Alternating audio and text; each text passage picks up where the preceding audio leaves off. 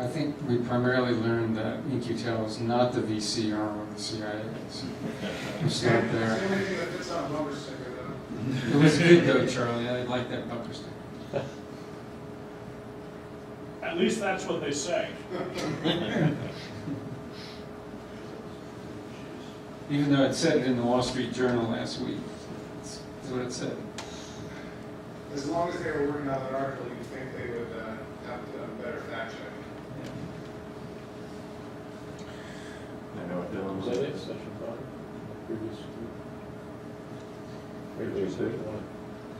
You can see the tender white underbelly of the organizational structure of OGC.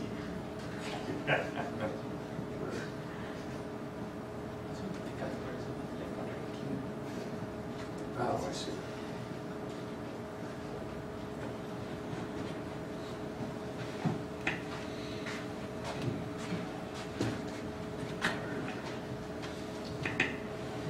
So, Sheldon, just, I think he asked a very important question about can we ask any new questions and distinguish the old way of looking at data from the new way of looking at data. This is pretty much, well, not entirely verbose about what everybody said, but it's the highlights of what everybody said. I don't want to necessarily read it all. I mean, he listed at least three things there, at least three things: so data quality, data purpose, and then data synthesis. I thought that was an interesting point about the data synthesis part, because we are, we've got all this interesting data coming at it, but really we've got to make sense of it in some fashion or way. The entire big data is a challenge for the new data scientists. Coming from the commercial end, we face that almost daily with questions from our clients. Need an active community partition, what he described as meta communities. I think that was interesting side there.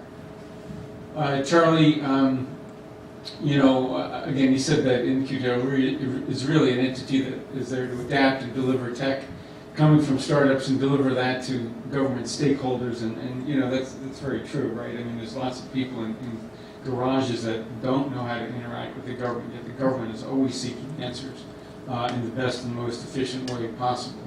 And so some relevant questions he wanted us to expand into were how Geo can append data from various sources and make data more relevant, broaden the aperture with respect to the kinds of organizations in which OGC has partnerships, and then the demand for geospatial expertise to support the startups. A really good idea, I think that Charlie said was Uber wouldn't exist today without the underlying principle of geospatial information, and many other companies are just like it, just wouldn't exist. And there's so many companies that are in that same situation. $60 billion company. Right. That wouldn't exist without $60 Geo. billion. Right.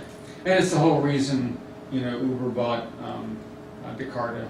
They wanted their own underlying engine, and they're buying more. And they bought that division from Microsoft as well. Lee went through some of the research that's being done at the South Big Data Hub.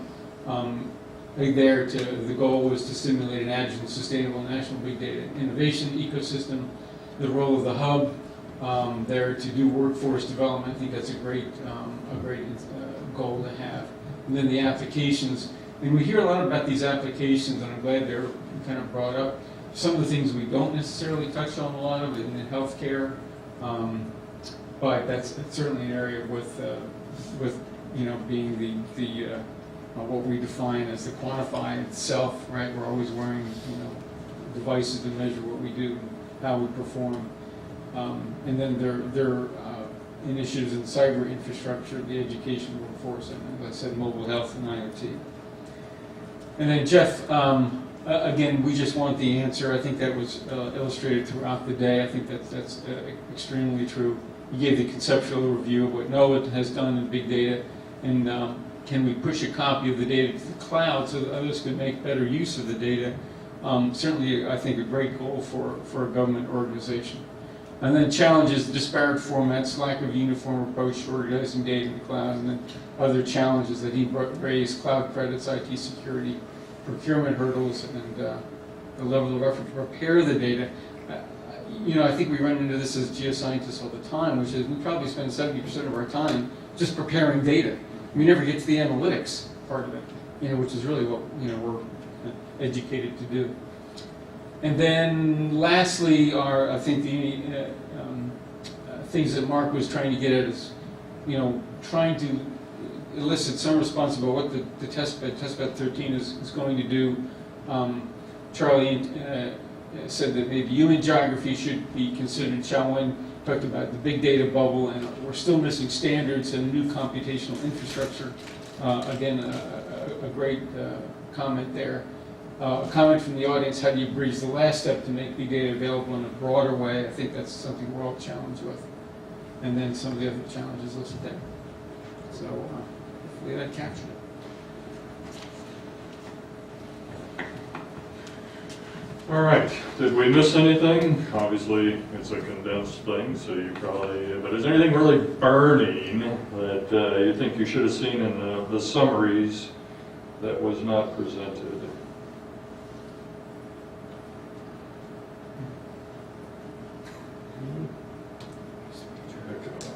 Desktop. What a mess. What a mess.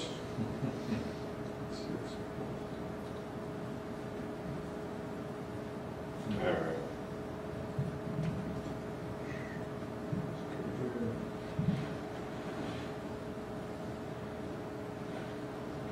So there have been all 6 sessions and a reception And Dapper Duck.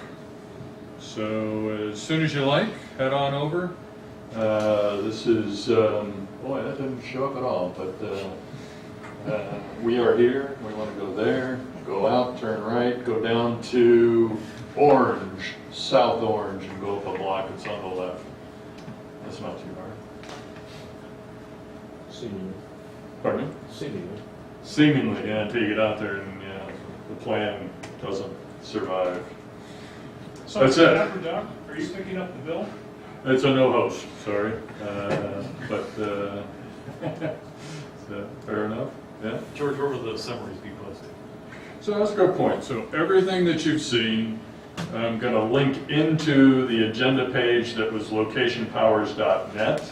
There will also be, if you're familiar more with the TC folder in the OGC document, there's already a link there. It's called Big Data. I'll probably make that directory Location Powers Big Data, but in any case, there will be a directory in the TC folder that will contain all the presentations. And what else, house-wise? After this, I'll make future announcements to everybody that's been registered, for sure. So if you're uncertain of whether or not you'll get an announcement, if you registered for this event, I will use that registration list for future announcements. I know Denise McKenzie, who does our outreach and the like, is considering some kind of a webinar in a month or so to do outreach about this event. We also have a draft white paper called Big Geodata, something like that. There's a variety of links that were shown. It's posted and pending. And so I will begin to update that. I'm the primary editor. I'm looking for additional folks that want to join in and edit that document. But I certainly will use everything that we've heard to update that document, to create a white paper that'll probably go to the big data working group, right? As a presentation, as the route for that to go out. So a lot of what you've seen will be picked up in a variety of activities, including the big data working group. I don't know if the chairs are here. I don't know if the third chair, anything else one of the next steps is to take this forward within that working group as well, as people would see fit. So, George, Right. I'm sorry. So with the next meeting, we might present a summary and discuss it. With the next meeting, if my co-chairs agree, then we might present the summary and discuss that and see what the group's reaction is on that. Okay. We'll summarize, especially the actions and the like, and then have a discussion there and see if members want to pick up something on that. Okay. That sounds We'll good. take care of it. Yeah. John, seem reasonable? This document is going to be in the form of a white paper. So his question was, is this document going to be in the form of a white paper? Everything that you've seen as far as presentations will be posted, so there'll be that form but then there is a draft white paper already posted called Big Geodata that I want to update based upon what we've seen today. Yeah, I forget how a white paper gets. So whatever the right process is, to get a white paper approved, that's what I hope to follow. It's documented. Certainly we welcome additional contributors. Mark had a Can comment. I ask that? Say that again, Jeff, sorry. I think it would be, as I mentioned, it would be good to contact NIST, Changwell, and see if at least there should be some coordination. With NIST, yeah, do you know who the right? Changwell. Chang. Oh, Chang, sorry. If you can help me with that introduction, I'd be most grateful. Yeah, I think that'd be great. I noticed both of you had references to that NIST working group. There's also the JTC1 panel on big data, which we've every now and then thought about getting involved with, but we just haven't had the horsepower to do it. Yep. So it's working group, whatever, number WG9. 9. And within the US, there's an Insights Technical Committee on Big Data, which I'm the vice chair. Okay, so that's good to hear. Good to hear. We'll make the connections there as well. You wanted to say something? No, I think it was largely covered, but I was just wondering if it would be useful to have maybe a go-to-meeting checkpoint close to when the RFQ is finished and to go over the white paper for the audience and also to look at what requirements may be transcending into the request. So that the attendees and the contributors to the process, presenters, have an idea of what was transitioned, what might be queued up next. So we'll definitely take an approach that as we move towards planning the RFQ for testbed 13, we'll have a connection to this group and the registered list that would include some kind of announcement either in the webinar, go to meeting, whatever, and otherwise, so that you get an awareness of that connection. Keep the dialogue going, too. Yeah, exactly. Josh almost looks like he's raising his hand. Yeah, so I have just one suggestion that this was great for understanding how big data applies to geo. There are a few things that I don't think I really heard about how geo applies to big data, and particularly how GI science can enhance the understanding of multidimensional data, particularly data that's restricted in multiple dimensions. I mean, there's this great example in the chaos book, if you remember, all of this pseudo-random data and that, oh, it looks random to me until somebody plotted sets of 3 coordinates, rotated it in space and find out that all the pseudo-random numbers were in planes. So there is spatial analysis that could be extremely valuable if the science and the technique were developed to contribute to big data. And so I'd love to hear more about that.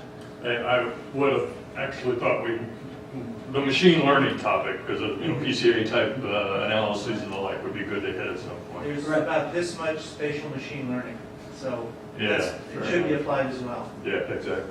Yeah, absolutely right with that one, and I followed that, for example, in the spatial data on the web group that joined W3C and OGC activity, where OGC folks really contributed to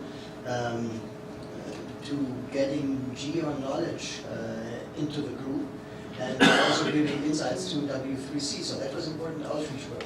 But there's something else: time. We are not only are good in space, but we also have done some fundamental work on time. The temporal working group has a lot of cases and found a lot of intricate cases for how to handle calendars and how difficult that is. And I believe that is something where also the general public can benefit. All right, so we're going to get kicked out of here at 4:45.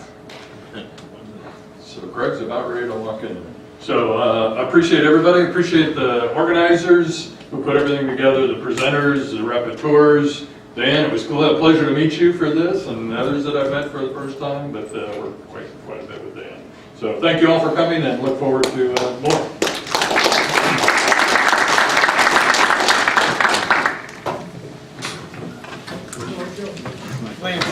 Good to see you. I'm doing well. Spent stuff over pull in space.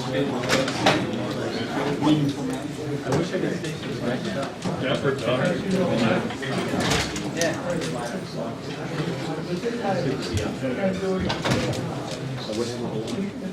Launch is being pushed on for a variety of reasons. Mostly, I don't know, summer. Yeah, Walter was supposed to be that board meeting. He picked me up by the ear and sent me a beer. No, we're good. We're just waiting until Friday. Oh, yeah, that's great. It's a pleasure to meet you guys. And started. Travel safe, folks.